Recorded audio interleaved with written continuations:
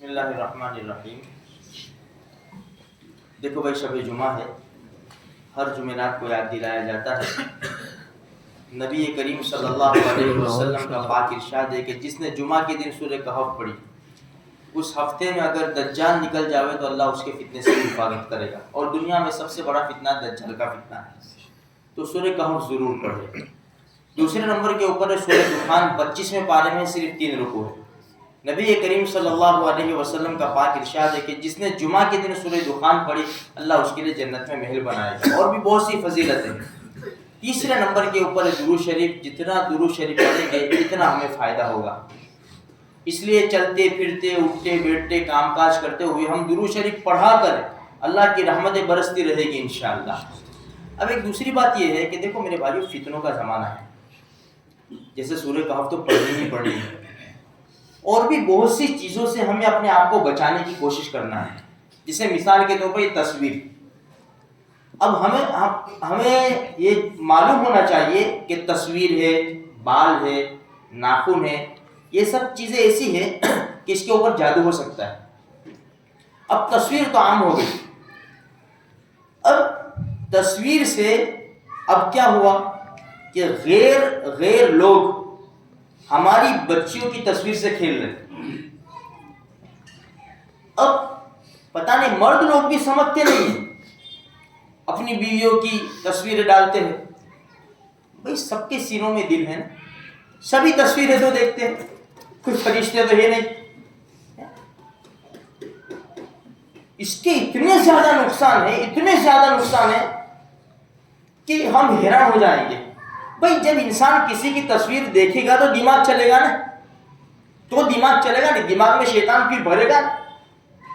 اسی لیے دیکھو قرآن کریم میں عورت کا صرف ایک عورت کا نام آیا ہے، مریم علیہ السلام کا، وہ بھی اس وجہ سے نام آیا کہ عیسیٰ علیہ السلام بغیر باپ کے، عیسیٰ علیہ السلام کی نسبت ماں کی طرف ہے، اس لیے مریم علیہ السلام کا نام آیا۔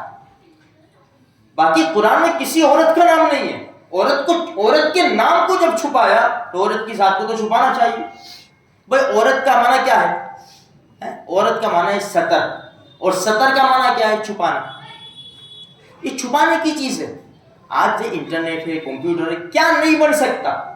بھئی ہماری لڑکی کی، ہماری یعنی تصویر ہے کسی مسلمان لڑکی جو بھی ہوئے کسی کی بھی، اب اس کے سر کو کاٹا اور کسی اور جگہ لگا دیا، سب پوسیبل ہے نا۔ تو اب کوئی گندی چیزوں میں لگا دیا، اب اس کو وائرل کر دیا۔ اس لیے اس کے اپنی ماں بہنوں کو بھی، اپنی بیٹیوں کو بھی سمجھانا چاہیے، یہ انسٹاگرام، یہ فیس بک، نہ معلوم ایسے خطرناک فتنے ہیں نا، ہماری نسل تباہ ہو رہی ہے اس میں۔ اب 2 بجے تک ماں باپ شکایت کرتے ہیں کہ 11 بجے میرا بچہ سو جاتا ہے، پھر 12 بجے دیکھنے جاؤ تو بلانکٹ کے اندر فون میں بیزی ہوتا ہے۔ یہ ہمارا معاشرہ ہے۔ تم دیکھو باہر نکلو، چھوٹے چھوٹے بچے، ایک بچے کے پاس فون ہوگا، سب مل کے دیکھیں گے ادھر۔ اب یہاں کورونا نہیں نہ رہے گا، سب ایک دوسرے کے مل کے، سوشل ڈسٹنس کچھ بھی نہیں، سمجھ میں آئے، سب ایک دوسرے کے ماتھے ملا لیں گے اور دیکھیں گے کون آتا ہے کون جاتا ہے، بکری نے پیشاب کی ہے، کہاں پاؤں پڑتا ہے، کہاں بیٹھ جاتے ہیں۔ وہ ککڑی کھیلنے والے ہوتے ہیں نا، ان کو کچھ سمجھ میں نہیں آتا۔ اس طرح اب یہ فون کے ایسے حالات ہو گئے، اتنے بیزی ہو جاتے ہیں نا کہ کچھ سمجھ میں نہیں آتا۔ اس سے ہماری نسل تباہ ہو رہی ہے میرے بھائیوں۔ اس لیے بہت احتیاط کی ضرورت ہے۔ یہ اچھی چیز بھی ہے، لیکن اس کا غلط استعمال ہو نا تو بہت زیادہ بری ہے، یہ چیز بہت زیادہ بری ہے۔ اس لیے کہ اس کے اندر دیکھو، الانسان حریص فیما منع، عربی کے ایک قاعدہ ہے کہ انسان اسی میں لالچ کرتا ہے جس سے اس کو روکا جاتا ہے۔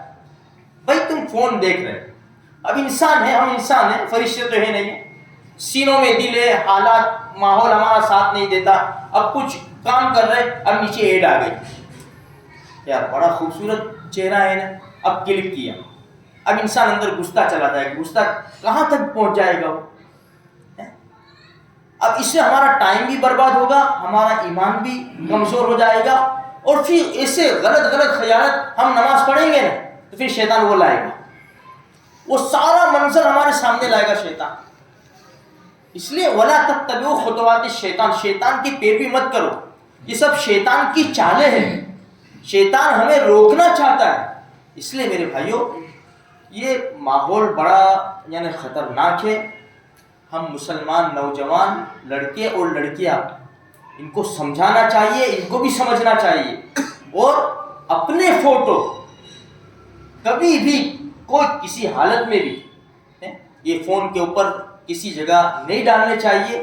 آج تو بالکل یعنی یہ سیلفی وغیرہ تو ایسا عام ہو گیا ہے نا، لوگ سمجھتے نہیں ہیں نا. بس تھوڑا بھی کچھ ہوا کہ ایک ایک اسٹائل میں 50 فوٹو، ایک اسٹائل میں تھوڑی سی اسٹائل بن لی پھر 25 فوٹو. کیا مچا رکھا یار ہم لوگوں نے. تو تھوڑی سی فکر کرنی چاہیے میرے بھائیوں.